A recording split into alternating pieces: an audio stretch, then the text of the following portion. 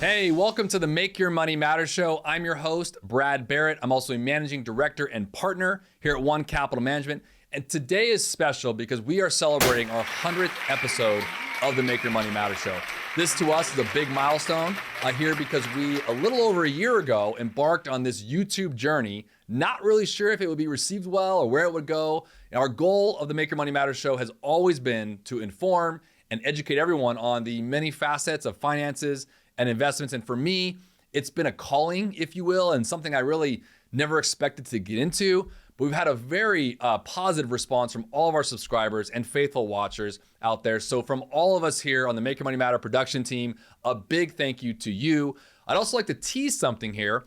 We're making a big announcement here in the coming days and weeks, and so I hope you stay tuned for that. And the best way to do that is to smash that subscribe button, hit the notification bell so you don't miss an episode here. You can also follow us on our social media channels at Make Your Money Matter. But in celebration of this 100th episode, we put together some clips from our most viewed shows over the past year. Maybe you've seen some of these before, maybe not. It could be a good refresher on some of the more important topics we've covered, or maybe you can glean from them if it's your first time seeing them. But with that, let's get into it.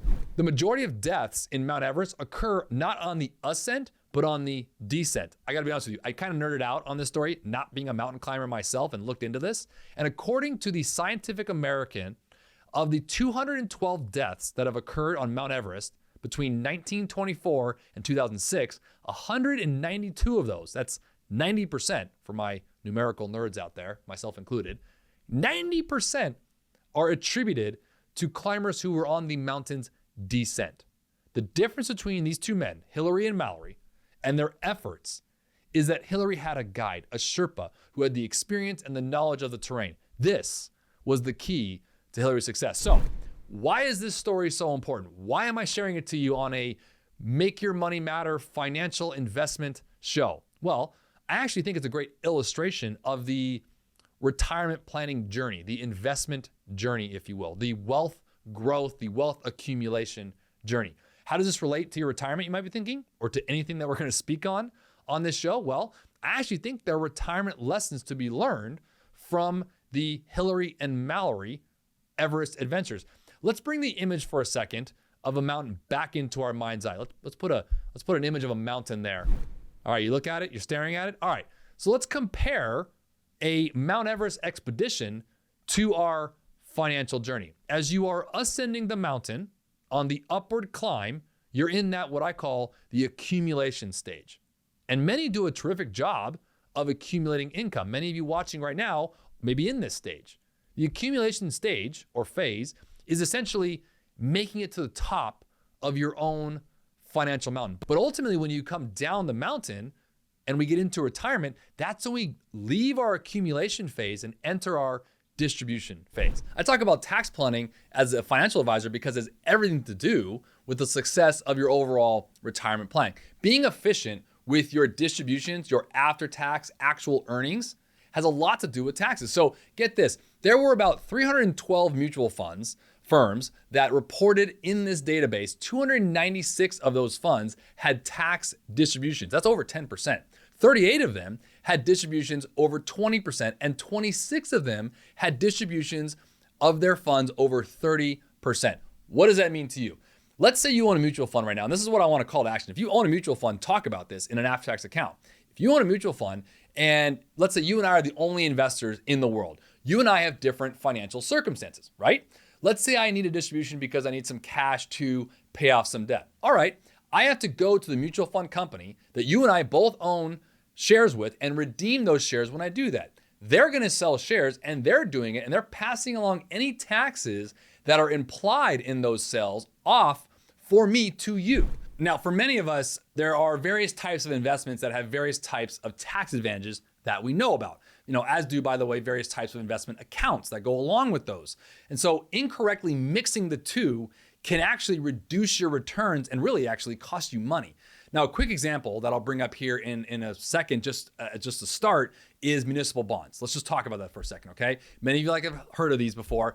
The income they generate is actually not taxed at most levels. So it makes really no sense to keep them, say, in a tax-deferred retirement account like an IRA or a 401k because you're not paying taxes to begin with in those accounts. So there's no benefit from a tax deferral. Makes sense? So municipal bonds are actually best suited for traditional taxable accounts or brokerage accounts, as an example. So I want to go through a variety of things like that here on the show today, and really not just accounts, but investments that you may have or likely have. And you should check on this and make sure that they're in the right accounts, because as a financial advisor, this is what we do for our clients, right? Making sure that's not always talking about the specific investment or again, always what you own, but then again, how you own it.